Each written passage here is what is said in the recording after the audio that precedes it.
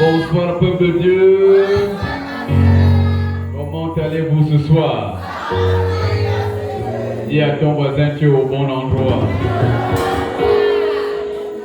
La Bible dit, mon peuple périt faute de connaissance. Dieu nous accorde ce privilège, cette opportunité de recevoir. Amen. La connaissance. Quel est le thème de notre séminaire? Comment régler les conflits dans un foyer conjugal. Amen. Et nous avons déjà depuis le premier jour donné une approche de solution. Une approche de solution qui nous a amené dans un premier temps à identifier la nature du conflit.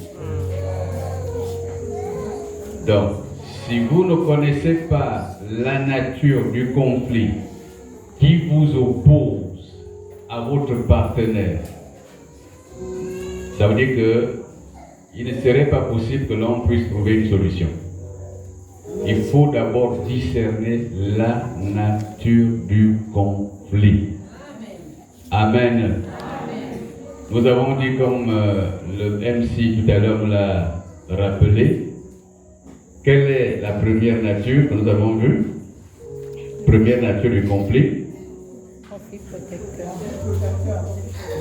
Le conflit protecteur. C'est une opposition apparente mais qui ne l'est pas. Donc il y a des conflits dans le foyer, dans une famille, qui protègent le ménage, qui ne viennent pas pour détruire. Donc si vous ne les avez pas discernés, c'est déjà un danger. Il faut savoir pourquoi sa femme est jalouse, pourquoi son mari est jaloux. Ah oui, donc là aussi, il a raison parce que depuis un certain moment, j'ai un peu des relations un peu floues. Donc c'est normal. Alors en ce moment, je me redresse. J'observe un recul. Amen. Parce que j'ai compris qu'il a raison. Deuxième nature, le conflit bâtisseur. Il vient pour bâtir. Donc, si vous êtes en conflit avec votre épouse, parce que cette dernière voudrait que vous puissiez construire une maison, elle est en droit vraiment de le faire, de vous mettre la pression, parce que c'est pas normal, c'est un danger pour la famille. C'est une famille exposée.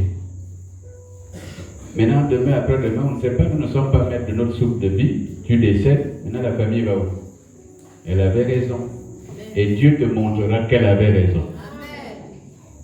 Dieu te dira, regarde comment ta femme est restée avec les enfants. Ils sont en train de souffrir. Ils sont en train d'errer dans la ville de Koulamoutou. Ils sont allés à un moment donné habiter chez l'oncle, mais ça n'allait plus. Entre les enfants de l'oncle et tes enfants, elle est obligée de sortir. Tu as laissé une famille en problème.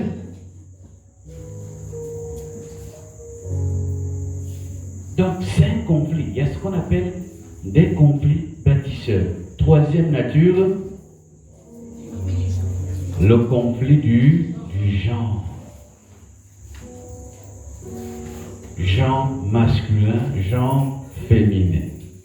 Dieu a donné à chaque genre sa responsabilité. Amen. Et ses devoirs, en même temps les droits. Donc c'est ça. Il faut déjà savoir que vous n'êtes pas pareil. Dieu a conçu la femme avec une vision claire et précise. Déjà que la Bible dit qu'elle a été créée comme aide.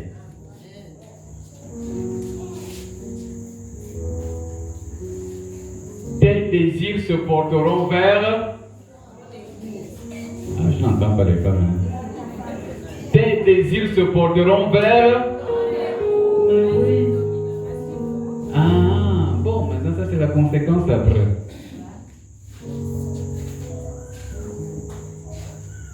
Donc, elle doit avoir son enveloppe dans ton budget. Parce que ses désirs se porteront vers toi.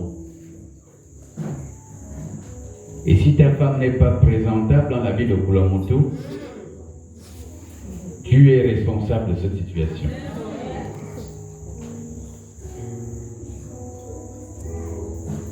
Est-ce que quelqu'un me suit bien? Je ne pourrai plus venir dans les détails de tout ce qu'on a dit. Nous voulons avancer ce soir. Amen. Alors, nous allons aborder cette fois-ci le conflit sociologique. Le conflit sociologique.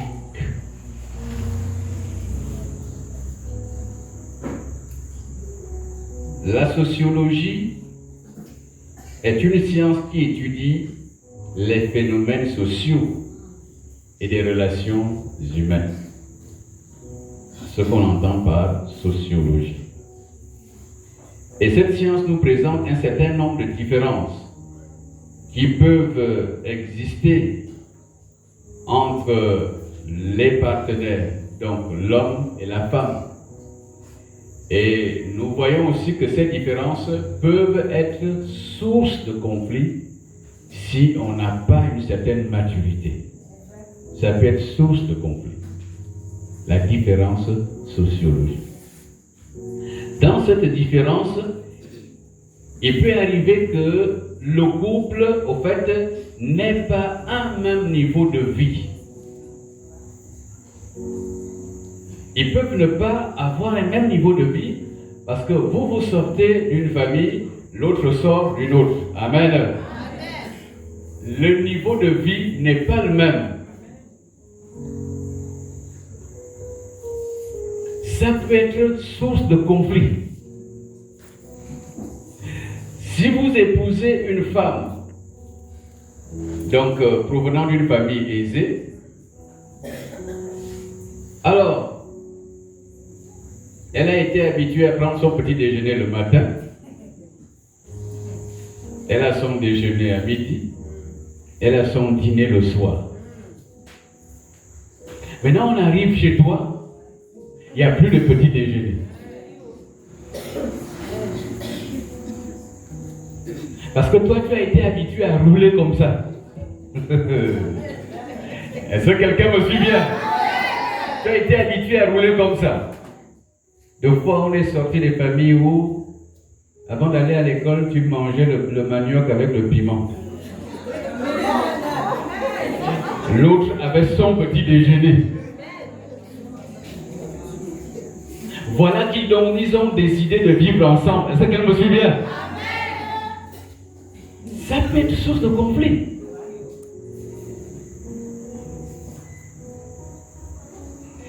Et ça peut engendrer beaucoup de problèmes. Et celle qui sort d'une famille aisée, si elle n'est pas réellement en Christ, donc elle ne sera pas d'accord. Parce que chez elle, elle a bénéficié d'une certaine éducation. Maintenant qu'elle est dans le foyer, tes parents arrivent comme ils veulent, ils le rentrent dans le congélateur, ils le prennent tout. Ce sont les petites sœurs ou les grandes sœurs qui viennent se servir dans votre congélateur. Sans demander même à l'épouse. Hein. Parce qu'en fait, c'est leur frère. En tout cas, c'est la maison de notre frère. Alors, est-ce que je parle à une femme? C'est la maison de notre frère. Et une semaine après, la popote est finie. Elle n'a pas vécu comme ça. Donc ça veut dire que les premiers instants du mariage risqueront d'être difficiles. Elle ne sera pas d'accord avec ça.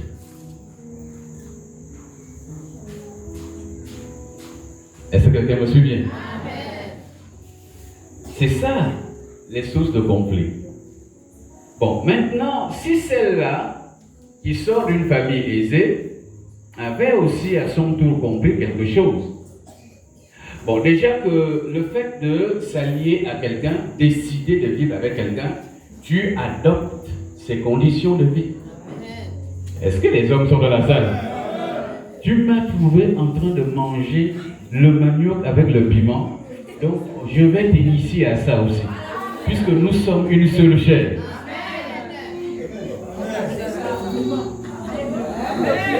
Oh, y a-t-il les hommes dans la salle? Je vais devoir t'initier à ça. Pour te faire savoir qu'en Christ, amen, il y a les hauts et les bas. On s'adapte. Le temps que je cherche à planifier comment ramener ton petit déjeuner, on va commencer par le manioc avec le piment. Ah, les problèmes d'estomac. On ira à Paul Mogambi. Est-ce qu'on peut dire amen? Moi, je dis une chose. Quand on a des moyens matériels, quand on a des moyens financiers, on doit quand même se poser la question de savoir pourquoi Dieu nous a-t-il donné ces moyens matériels et financiers? Quel est mon rôle? Quel est mon rôle? Je suis belle-fille, ma belle-famille, je suis épouse, ma belle-famille, ok, est une famille, bon, un peu démunie. Donc, ça veut dire que Dieu m'a aussi donné le mandat d'aider.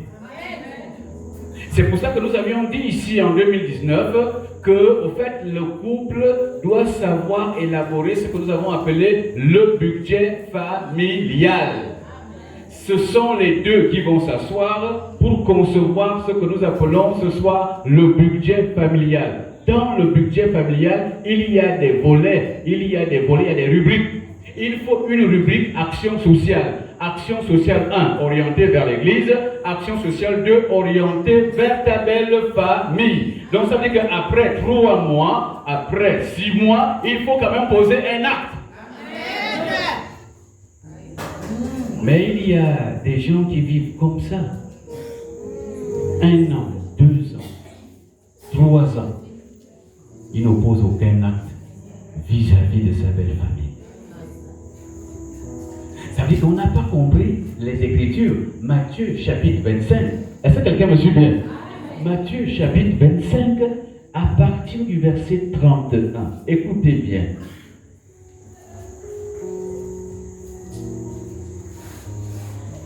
Je crois qu'au sortir de ce séminaire, pour ceux qui vivent en couple, que vous soyez marié ou pas, si vous êtes partenaire, c'est le temps de revoir votre niveau d'organisation dans le foyer.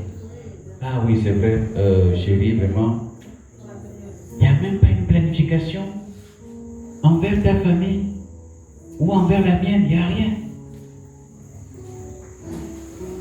Que manger avec les enfants, que manger avec les enfants, que manger avec les enfants. Quand même 6 mois, 1 an, si c'est trop, il faut poser un acte. Que dit Matthieu au chapitre 25, à partir du verset 31? Lorsque le Fils de l'homme viendra dans sa gloire, avec tous les anges, il s'assiera sur le trône de sa gloire. Continue. Toutes les nations seront assemblées devant lui. Il se parlera les uns avec les autres. Comme le berger se parle les brebis avec les boucs. Il mettra les brebis à sa droite ou les boucs à sa gauche. Et les boucs à sa gauche. Continue. Alors, le roi dira à ceux qui seront à sa droite, venez, vous qui êtes bénis de mon Père, prenez possession du royaume qui vous a été préparé de la fondation du monde. Car j'ai eu faim et vous m'avez donné à manger. J'ai eu soif et vous m'avez donné à boire. J'étais étranger et vous m'avez recueilli. J'étais nu et vous m'avez vêtu. J'étais malade et vous m'avez visité. J'étais en prison et vous êtes venus me voir. Alors les justes lui diront, lui répondront, Seigneur, quand avons-nous vu avoir faim et t'avons-nous donné à manger, ou avoir soif et t'avons-nous donné à boire? Quand avons-nous vu étranger et t'avons-nous recueilli, ou nu et t'avons-nous vêtu? Quand avons-nous vu malade ou en prison et sommes-nous allés vers toi? Et le roi leur répondra, je vous le dis en vérité, toutes les fois que vous avez fait ces choses à l'un de ces plus petits de mes frères, c'est à moi que vous les avez faites. Amen. C'est pour te dire qu'à chaque fois que tu donnais aussi à ta belle famille, ce n'est pas eux, mais c'est Jésus. Amen. C'est Jésus. Donc, comprenons que, en tant que chrétiens, puisque nous sommes dans le cadre ecclésiastique, que le fait d'aider sa belle famille, la Bible dit, tout le bien que tu feras sur la terre ne tombera pas. Amen. En vain. Mais Dieu en tiendra compte. Dieu en tiendra compte. Donc tu es en train de s'aimer. Tu sèmes quelque chose. Et ce n'est pas bon. Qu'est-ce que l'on peut attendre d'une belle famille, d'un beau-fils? Auprès de sa belle famille. Ce sont les actes, les actions. Amen. Donc, à partir de maintenant, considère ta belle famille comme un champ d'évangélisation. Tu as aussi des âmes à sauver dans cette famille. J'ai baptisé beaucoup dans la famille de ma femme. La famille est large.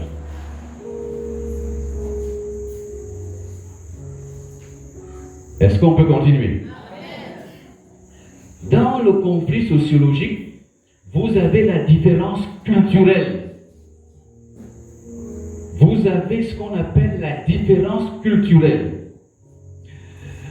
Dans cette différence culturelle, la femme peut ne pas avoir la même culture que l'homme. Moi, je suis Fan, ma femme est au Bamba. Ça fait deux cultures différentes. Toi, tu es Nzebi, la femme est Bouvi. Tu es Bouvi, la femme est Sango. Tu es Gabonais, la femme est Sénégalaise. Donc, ça fait une différence de culture. S'il n'y a pas maturité spirituelle, là encore, ça peut être source de conflit. Parce qu'un théologien disait qu'on ne peut pas séparer l'homme de sa culture. Nous agissons de manière spontanée par rapport à quoi? Par rapport à notre culture, par rapport à notre arrière-plan. Comme j'ai l'habitude de le dire, si la femme, par exemple, est camerounaise, donc même au niveau de la restauration, au niveau de l'alimentation, ça va influencer le ménage. Si elle ne comprend pas que non, bon, je suis maintenant marié à un Gabonais ou bien à un Nzebi, donc si je dois préparer, je ne préparerai pas à chaque fois l'ondolé. Non, je dois aussi équilibrer et je regarde un peu le type de mets, la nature de mets qu'on prépare chez mon mari. Amen. Un équilibre. Mais est-ce que c'est ce que tu fais? Tu prépares toujours comme chez toi? L'onkoumou tous les jours, l'onkoumou tous les jours. Mais bon, moi je suis Fan. À quel moment vas-tu me préparer les feuilles de manioc sans sel? Bon, normalement c'est avec la banane douce, mais bon, on a remplacé la banane douce par le sucre. Et ça doit être sucré. Voilà. Donc, vous voyez que c'est pour cela que les parents avaient raison avant que vous n'alliez vers quelqu'un ou bien épouser quelqu'un, il faut aussi maîtriser son arrière-plan. Alors, si tu es togolaise comme la sœur Carole, là c'est à des mains. Ce qui est gluant là, j'ai mangé ça là-bas très bien à Lomé. Non. Donc, de temps à autre, il faut équilibrer. Amen. Donc, dans cette différence sociologique, non seulement les aspects liés à la culture, il y a aussi les aspects liés à la tradition. Parce que chacun a sa tradition. Et dans la tradition, on a des rites, on a des pratiques coutumières. Donc, si tu vas épouser quelqu'un qui est dans sa tradition, à qui la famille avait remis un gris-gris, et le gris-gris en question, on l'entretient par des offrandes, on l'entretient par un certain nombre de choses. Et chez toi, on ne connaît pas ça. Vous faites comment? Et surtout, c'est plus dangereux chez nous les hommes. Si c'est l'homme qui est détenteur de ce rite initiatique-là, il va l'imposer à sa femme. Mais si cette dernière est chrétienne, si cette dernière sort d'une famille où les gens ne connaissent pas ça, par exemple, mes filles qui sont à la maison ne connaissent pas ça. Elles sont nées dans une famille pastorale, maintenant ils vont épouser quelqu'un qui est dans le Ganga, les trucs de Ganga Mikoso, Misoko, autant pour moi. Donc chaque soir il faut aller donner les offrandes, il faut laisser l'endroit où se trouve l'idole en question éclairé, il faut une lampe. Et ça devient de l'esclavage parce que chaque soir il faut aller balayer, il faut nettoyer, ça doit être propre. Ça là, ça peut être des problèmes sérieux qui souvent aboutissent au divorce. Est-ce que quelqu'un me suit bien? C'est pour cela qu'il ne faut pas toujours suivre la veste là. Les autres, quand tu venais et quand tu allais épouser quelque part, on disait tu étais fils de qui? De quelle tribu? De quel clan? Mais aujourd'hui, les gens se rencontrent dans les bars. Au sortir du bar, ils vont ficeler un projet de mariage. Vous vous êtes rencontrés quand? Non, lui là, la Concorde là. Tu ne sais même pas il est fils de qui, il est de quelle ethnie, il est de quelle tribu, il est de quel clan, il sort d'où, comment fonctionne-t-il? Tu n'as regardé que la veste. Une histoire malheureuse s'est produite au Pécavite. Comme aujourd'hui tout le monde veut se marier, même les démons veulent se marier. Mais si les démons veulent se marier, hein, quoi, vous ne le saviez pas? Mais si, hein, on raconte l'histoire d'un service de délivrance où pendant que les frères étaient en train de prier pour la délivrance d'une dame, et elle ne faisait que crier. Je veux me marier, je veux me marier. Oh.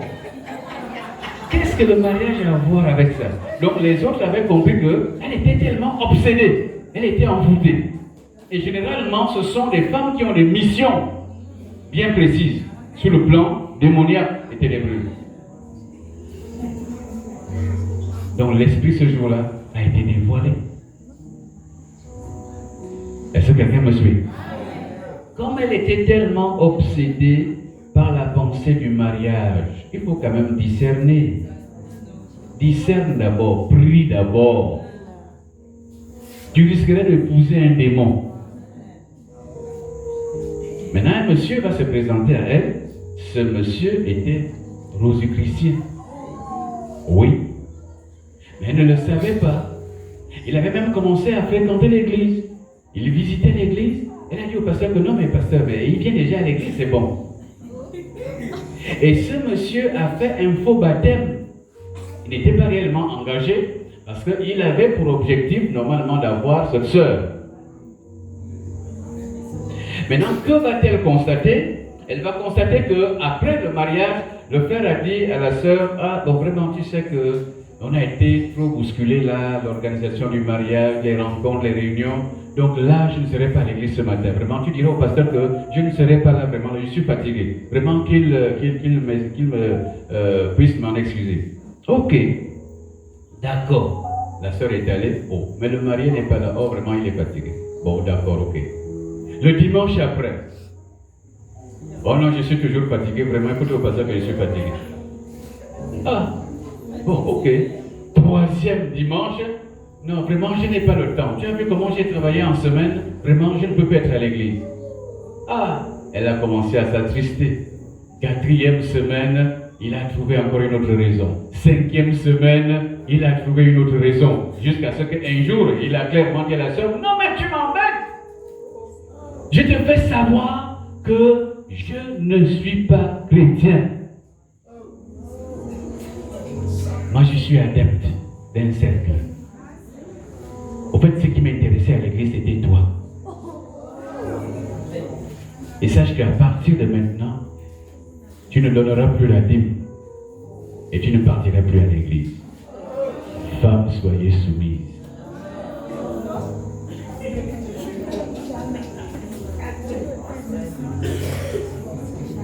Alors là, la sœur n'en revenait pas.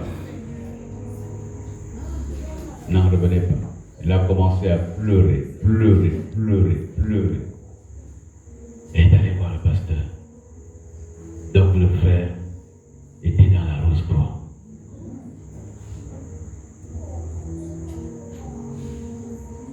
Elle était contrainte de quitter le ménage. Parce que le monsieur a commencé à faire ses pratiques sur elle. Il avait des livres d'incantation. Et il devait lire un certain nombre de pages chaque jour. Et après lecture, il devait aussi avoir un certain nombre de rapports sexuels avec elle par jour. Donc il y a des rapports sexuels qui pouvaient démarrer à 23h pour se terminer à 5h du matin.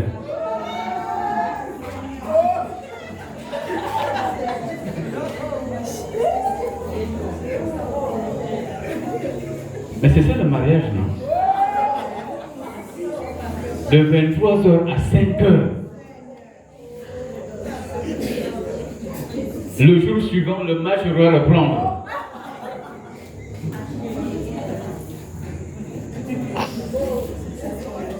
Il y avait moi, c'est le séminaire. Est-ce qu'on peut acclamer la parole? Elle avait maigri.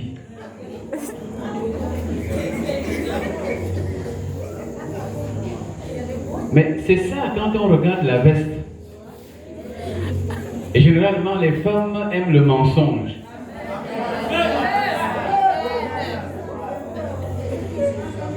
Oh, mais là où tu me vois là, c'est moi le gouverneur de Logo et Lolo. Oh. C'est pas le gouverneur, mais moi je connais le gouverneur. Non, mais il ne faut pas suivre. Tiens 100 000 pour ton petit déjeuner. Et là aussi, tu as les yeux bleus, tu es amoureux, voilà. Tu dis, ah, si ça commence avec 100 000, petit déjeuner 100 000. Donc là, ça va dire qu'on irait un peu très, très haut là. Mais tu constateras qu'étant dans le foyer, il n'y aura plus de petit déjeuner. Oh, mais moi, je vous dis des choses vraies. Amen. Il n'y aura plus de petit déjeuner. Ah, mais avant, tu me donnais le petit déjeuner à 100 000. Je n'ai même plus d'argent de poche. Il faut discerner. Amen. On n'épouse pas des inconnus. C'est vice-versa. On n'épouse pas des inconnus. On épouse, c'est pour ça qu'il faut une observation. Il y a des gens qui précipitent le mariage. On ne se marie pas normalement 2 fois. Selon Dieu, ça devrait être 1 fois.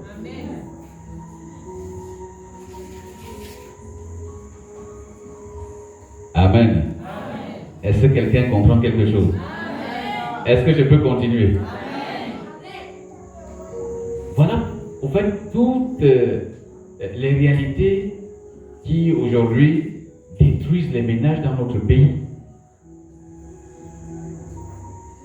La différence sociologique. Il faut savoir la maîtriser. Amen. Il faut la maîtriser. Donc, étudie d'abord ton partenaire. Étudie ta partenaire. Parce que cette dernière-là qui a divorcé, comme elle est chrétienne, elle ne peut pas se remarier tant que cet homme est en vie. Donc elle rentre dans une vie célibataire. Je ne sais pas comment qualifier cela. Elle va devenir célibataire à vie. Mais oui, mais s'il ne meurt pas vite, je vais dire, attends. Tu vas prier pour qu'il meure. Hein?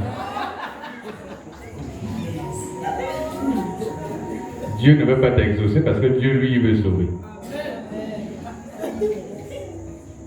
Il va te dire, pourquoi d'abord tu es parti là-bas?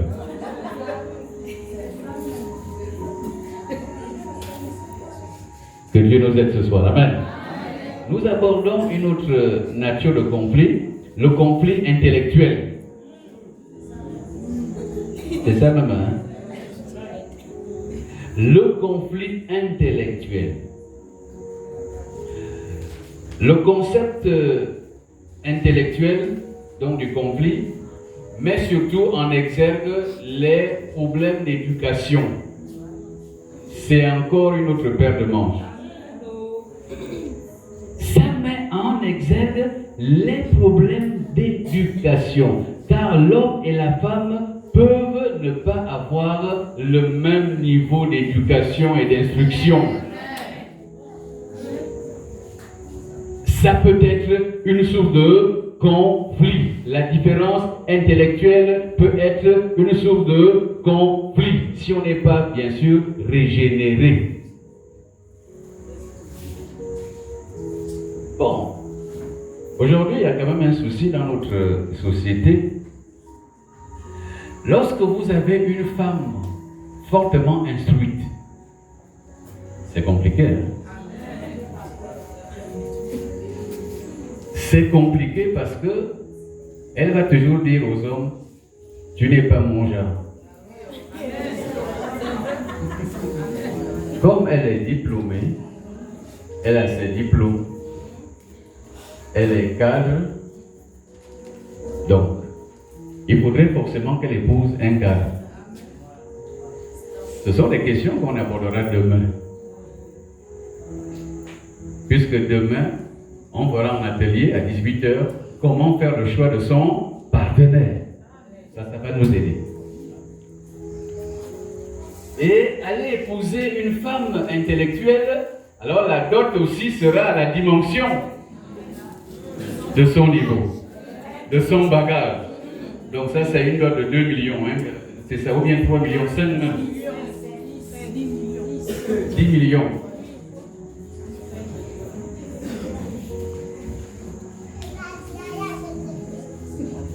Bon, ça c'est la volonté humaine, ça ce sont des réalités, comme on peut dire, intellectuelles et sociologiques aussi.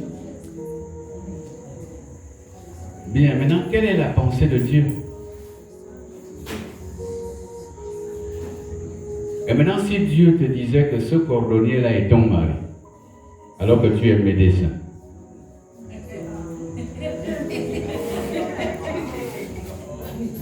Dieu est souverain, il te dit, ce cordonnier est ton mari. Ce frère cordonnier est ton mari.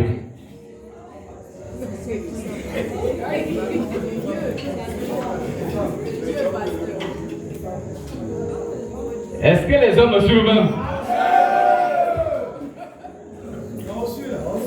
Ah, gloire à Dieu. Les hommes, toujours.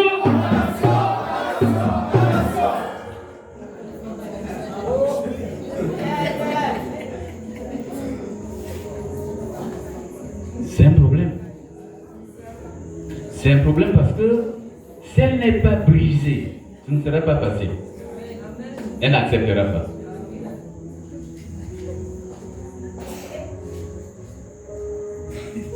Jésus a dit que ta volonté soit faite sur la terre comme dans le ciel. Et beaucoup ont raté le mariage. Pourquoi? Parce qu'elles avaient déjà fixé un critère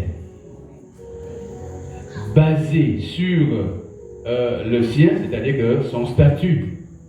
Donc je cherche forcément un homme qui soit au fait aussi de ma catégorie.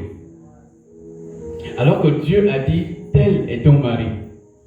Dieu a dit au Seigneur que non, ce n'est pas lui. Et ce qui fait que jusqu'aujourd'hui, beaucoup attendent. Et sont en train de vieillir.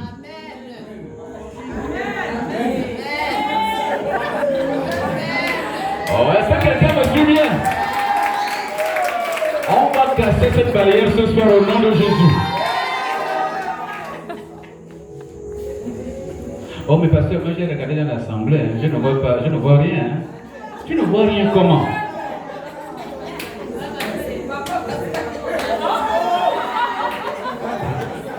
Amen, amen. Est-ce que les hommes me suivent? Ouais. Il y a un problème. Je vous assure que j'ai fait un travail spirituel avec une dame qui aujourd'hui a envie de se marier. Je lui ai fait savoir que tu as déjà quel âge? Yo, pasteur, je m'approche déjà de la cinquantaine. Ok. Donc, tu me fais savoir que jusqu'à 49 et quelques, personne ne t'avait jamais demandé en mariage. Je dis, tu iras me faire la liste de tous ceux-là qui se sont approchés de toi et qui ont voulu t'épouser. Je vous assure. Elle a fait une liste de 26 personnes. Oui. Je lui ai fait savoir que donc tous les 26, il n'y avait personne à l'intérieur. Maintenant, quand on est rentré, on a essayé de regarder, examiner chaque cas. Je me suis rendu compte qu'il y avait des hommes bien disposés qui voulaient vraiment l'épouser. Ce n'était pas son critère. Aujourd'hui, elle est en train de pleurer le mariage.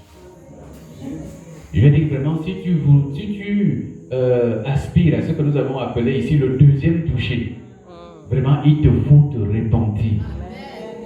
Parce que là, dans les 26, j'ai retrouvé 5 serviteurs de Dieu qui ont voulu l'épouser. 5. Qu'elle a refusé. Aujourd'hui, elle pleure le mariage. Et il faut la repentance. Maintenant, aujourd'hui, il n'y a plus rien. Elle dit, personne ne me siffle.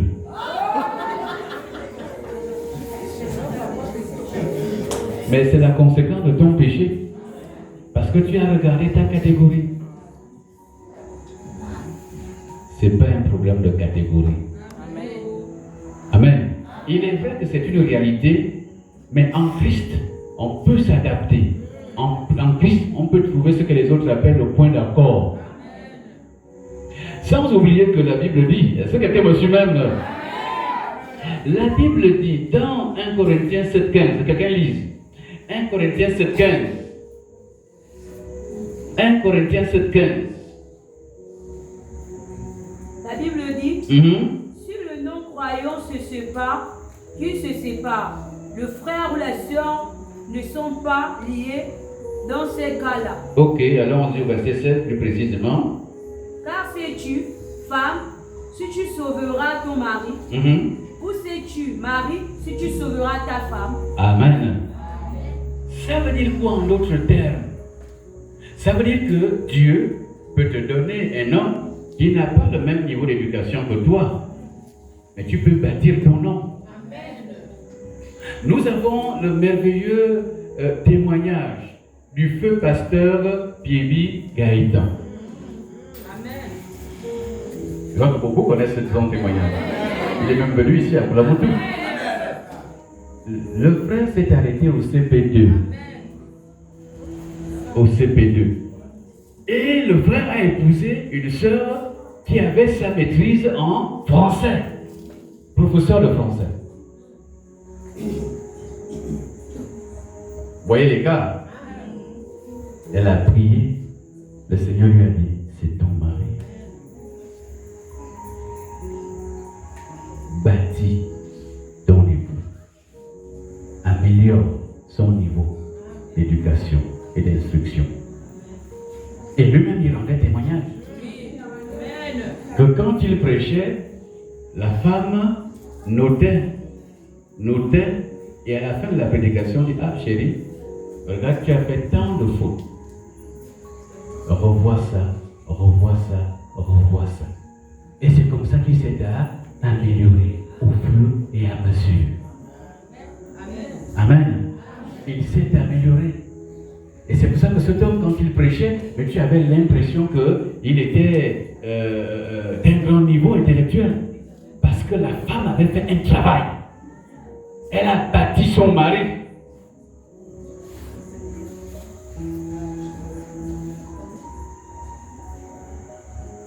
Continue à chercher les gens de ta catégorie.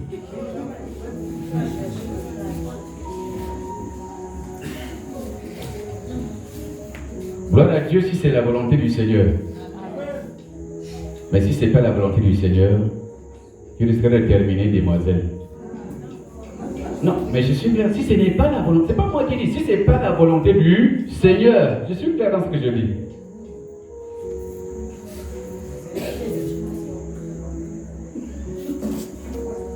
Amen, amen, amen. C'est le séminaire. Il y a quelque chose, Amen. Bon, nous avons beaucoup titillé les femmes, mais il y a aussi les hommes.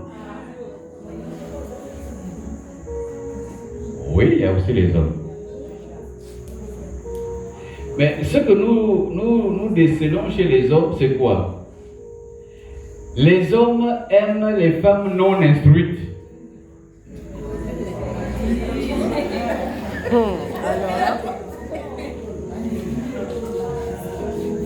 Quoi? Hein, les mamans? Les femmes aiment, et les hommes aiment les femmes non instruites. Au fait, pourquoi? On a essayé d'étudier le phénomène. Donc, il y a ceux qui exploitent l'ignorance de leurs épouses pour pouvoir les tromper. Puisqu'elle n'est pas suffisamment instruite. C'est pour cela qu'on entend souvent que non, moi j'irai chercher ma femme au fin fond du village là-bas. Elle ne sait pas ce qu'on appelle le budget familial. Ah, c'est un gros mot, elle ne connaît pas ça. Quand je viens seulement, je dépose mes petits 10 000 là, je dis bon, ça c'est le marché. Est-ce qu'il y a des femmes dans la salle? On nous raconte l'histoire d'un diacre de l'église. Professeur d'anglais, la femme avait appris jusqu'en 4e. Et la femme avait constaté que c'est lui qui faisait maintenant le marché, comme on a dit hier. Parce qu'on disait dans le conflit du genre que chacun doit respecter le rôle de l'autre. Mais lui, pour tromper la femme, il prenait un raccourci. Il allait directement au marché, il amène la nourriture, voilà, carton de poisson, voilà, donc bouteille d'huile. Oh. C'est toi qui fais maintenant le marché dans cette maison. La femme va décider de voir le salaire de son mari. Tu gagnes en réalité combien? Vous savez ce que l'homme va faire? Il va aller dans la chambre et il va amener son bulletin de salaire. Il dit à la femme, voilà, mon bulletin de salaire est là. Et vous savez que dans le bulletin de salaire en question, il y a beaucoup de mentions. Donc la femme ne comprenait rien du tout. Et elle est venue me voir, me dit que pasteur, je lui ai demandé de me dire son salaire, regarde ce qu'il m'a donné. Comme il sait que je ne sais pas lire, il sait que je ne connais pas grand chose. Je vois seulement les chiffres, les machins, je sais que ça signifie quoi. Il y a des bandits spirituels dans l'église.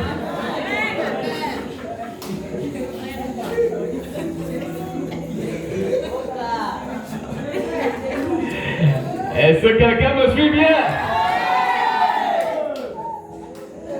Nous voyons aussi quelque chose chez les hommes qui aiment les femmes non instruites. Il y a aussi ceux-là qui, par exemple, ne se battent pas pour améliorer les conditions éducationnelles de leurs femmes. Non. Ils préfèrent qu'elles soient seulement là pour les sauces. Les sauces. Mais tu ne peux pas amener quand même ta femme dans un centre de formation. Qu'elle fasse au moins la couture. Qu'elle fasse au moins la coiffure. Qu'elle fasse au moins le pré-primaire ou bien autre chose. Rien. Est-ce que la nourriture est prête? Donc, ça veut dire qu'elle ne devient que ta ménagère, c'est tout. Laver les habits, oui, sans salaire. Laver les habits, laver les habits, repasser, préparer, voilà. C'est dangereux. C'est dangereux. Homme, sais-tu si tu sauveras ta femme? Femme, sais-tu si tu sauveras ton mari? Bâtis-le. Construis ton mari. Je vous ai dit à l'entente de ce séminaire, avant que nous ne prions, qu'il n'y a pas d'homme parfait sur la terre. Il n'y a pas de femme parfaite sur la terre. Est-ce que vous bien? Ça n'existe pas. Sinon tu risqueras d'attendre longtemps. Et c'est ça la différence. Quand on est en Christ, on comprend ce qu'on entend par l'amour de Dieu. Et quand on parle de l'amour de Dieu est objectif. C'est-à-dire que c'est différent de l'amour passion. C'est différent de l'amour charnel. Vous savez que quand on est tellement passionné par un homme ou bien par une femme, on ne voit pas ses faiblesses. Hein? On ne voit rien. Et quand les parents vont commencer à dire que ah, mais vraiment, le monsieur que tu as choisi là, mais nous on voit ceci. Oh non, vous êtes contre mon mariage. Ah, bon, la femme que tu as choisie là, nous on voit ceci. Oh non, vous êtes contre mon mariage. Amour, passion. Et là, ce n'est pas un amour vrai. Parce que si vous rentrez dans le mariage, dans le foyer avec ça, vraiment, je vous assure que c'est une bombe à retardement. Oui. Parce que, au fait, quand on est passionné, les philosophes nous disent que la passion a toujours un temps. Lorsque maintenant la passion va s'évanouir, vous êtes déjà engagé, vous avez déjà des enfants. Vraiment, c'est la partie là. Et là, ça devient compliqué. On commence à observer un certain comportement dans la maison. Parce qu'on n'est plus passionné. C'était de la passion seulement. C'est tout. On n'est plus passionné. On sort sans dire bonjour. Oui, vous devenez même les ennemis. Ça se transforme en haine. Hein? Et ça c'est soldé par les crimes. Attraper le cou de l'autre. Ou bien la femme t'attendre avec le pilon.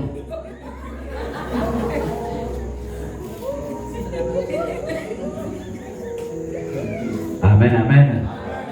Or, l'amour qui vient de Dieu tient compte des faiblesses. Ça, on fait ce suivi-là quand on suit les couples. Donc, chacun doit rédiger ses attentes. Qu'est-ce que tu attends de ton mari? Qu'est-ce que tu attends de ton épouse? Il faut le savoir. Et si maintenant vous constatez les faiblesses, c'est dans l'amour que vous allez chercher à améliorer les faiblesses de l'autre. J'ai constaté que ma femme ne sait pas lire, donc nous allons commencer par l'alphabet. A, B, C, D, E, F, G. On apprend ensemble. Répète. Reprenons encore. Oui, on se fait un programme.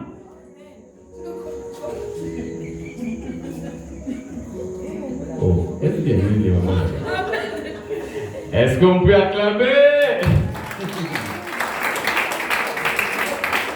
C'est cet amour-là dont nous avons besoin au milieu des couples. Amen.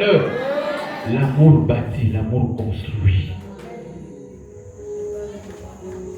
Tu ne peux pas être indifférent par rapport à la situation de ton partenaire ou bien de ta partenaire.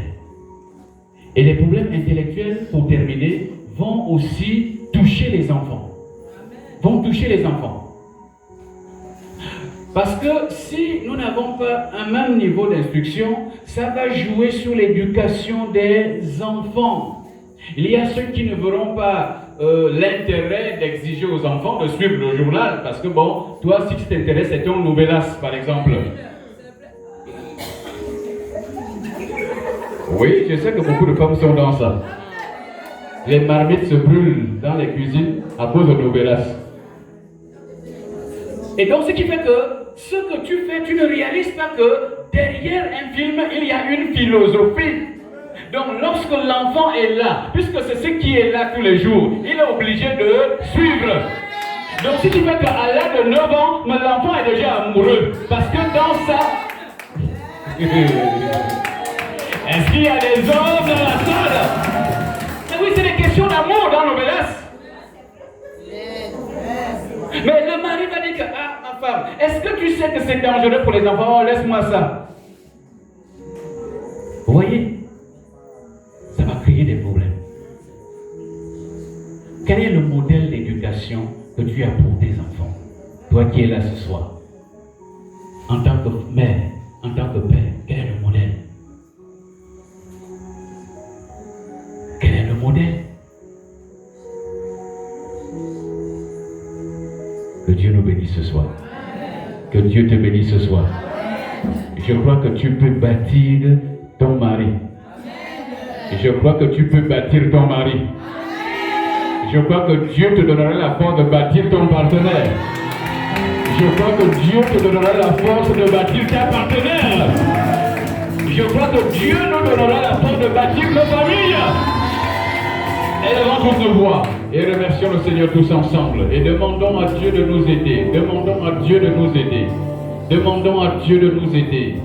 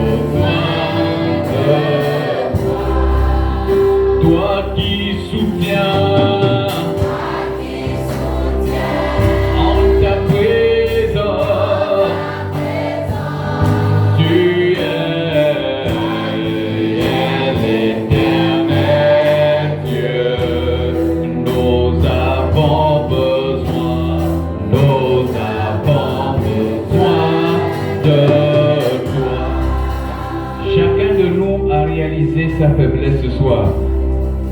Et Dieu a dit, je ne vous laisserai pas orphelins, je vous enverrai le consolateur.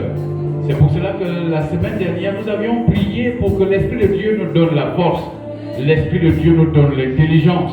Le diable est en train de détruire les familles. Le diable est en train de détruire les foyers. Le diable est en train de détruire les vies. Donc Dieu veut nous aider à rebâtir. Chacun est capable de s'auto-évaluer et dire, ah Seigneur, je me rends compte que j'ai encore beaucoup de faiblesses. Même toi qui n'es pas encore marié, vous voyez déjà que cette connaissance est importante. Elle va t'aider. Demande déjà au Seigneur de changer ce qu'il y a à changer dans ta vie ce soir. Élevons toutes nos voix, prions tous ensemble. Prions tous ensemble, je n'entends pas les voix. Oh Seigneur, viens changer quelque chose dans chacune de nos vies. Viens changer, viens changer, viens changer, viens changer. Viens changer, Seigneur oh Dieu. Viens changer dans les affaires. Viens changer nos vies. Viens changer nos vies. Viens changer, Seigneur.